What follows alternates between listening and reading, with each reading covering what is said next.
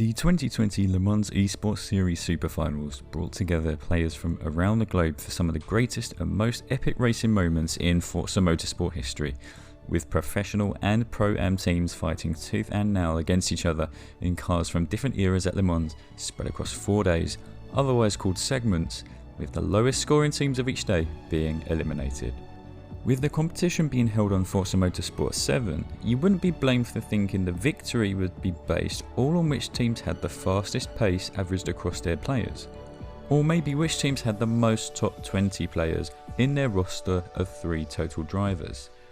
But as viewers witnessed as early as day 1, there were strategies at play that swung some teams from bottom to top, whilst front runners tumbled down the order, and this was no more evident than in day 1, race 3. A 2-hour endurance race at Old Le Mans for double points to avoid elimination, whereby Australian racer Lagalot, representing Apex Hunters, swung from a mediocre mid-pack position he held for 29 laps to clutch a first place in the closing 10 seconds of the race.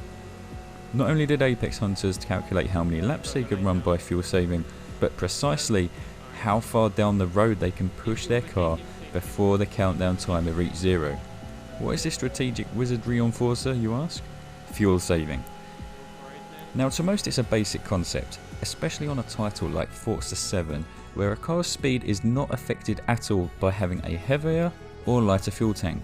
The car weighs and drives the same 100% as it does on 10% fuel. We can just run flat out for lap times and the fastest driver wins, right? Well, not in a high stakes competition like Le Mans Esports Series. We even saw teams working together on the Mulsanne straight, bump drafting each other to bridge a gap from the packs behind them. Some races had car track combinations whereby a car could not run a full hour or 2-hour race before the fuel levels reached 0 if it was driven flat out. To make things even harder, some cars would even run out of fuel merely 1 lap short of the finish line, giving all teams an interesting dilemma.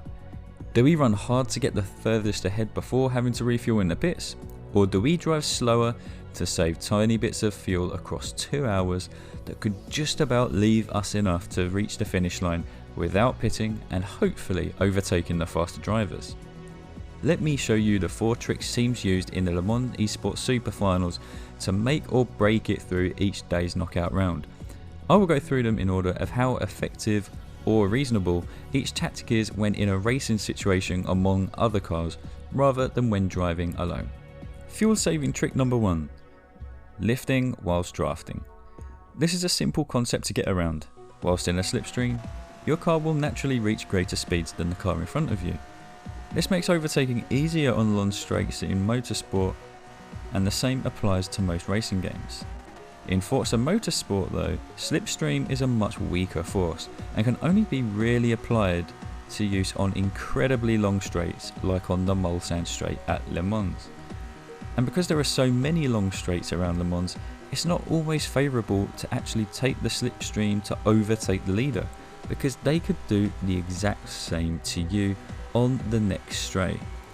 So, some drivers prefer to get close behind, occasionally lift off of the throttle and then quickly get back on it to save tiny bits of fuel down the straight whilst maintaining high speed in the slipstream. This can be hard to execute as lifting off the throttle for too long puts you at risk of losing the slipstream and possibly never keeping sight of the car in front again.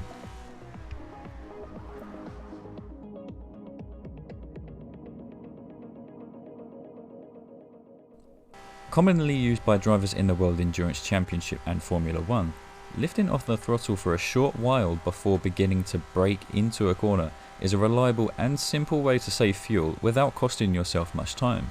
In some cases, learning to coast more into corners can actually help you extract more time and make an unpredictable overtake towards the apex. This is because the moment you begin to lift off of the throttle and coast, you are already decelerating. This means that by the time you reach your typical braking point, your car is already going slower than usual, so you can afford to begin braking a little later and a little softer, which can catch other drivers off guard.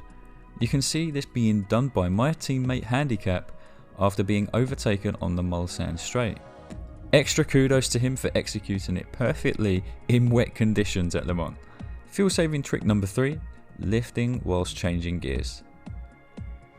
So this one doesn't need much explaining to all you serious sim racers out there, but for everyone playing Forza games where power shifting is the norm, thanks Forza mechanics, you can save very little increments of fuel by simply letting off of the throttle whilst engaging the clutch to change gear. When timed perfectly, you lose next to no time or power at all, and considering any race at Le Mans demands possibly hundreds of upshifts, it all adds up and this is a viable tactic. Fuel saving trick number 4, early shifting. We all know it, the higher revs an engine is running at, the more amount of fuel it consumes. This is the simplest tactic of all, but possibly the riskiest, because 1. It's hard to tell exactly how much fuel can be saved by taking every corner a gear higher or shifting early, and 2. By shifting early, in most cars you'll actually be staying out of the power band for maximum output from the engine. This can leave you trailing behind compared to other cars, so it's only really worth it on corner entry and on fast sweeping bends rather than tight hairpins. It is a tactic nonetheless, and definitely possible against competition that are equal to you. So there we have it, 4 techniques used by the best players in the business, which you can try yourself to save fuel and hopefully a pit stop too, which when executed correctly can result in an unexpected victory among faster players through smart racecraft and smart driving. All tricks work best when done together, especially with trick 1 where you are drafting another driver.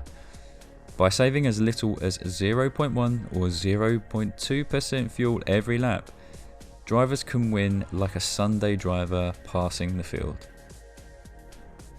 Now it's one thing to try and fuel save and guess on the fly how much fuel you're using, but how do you plan it ahead of time with numbers to figure out exactly how much fuel is needed to save per lap, and what difference it will make in your lap pace, and if it's even a viable strategy depending on the track, the race length and the cars you are up against?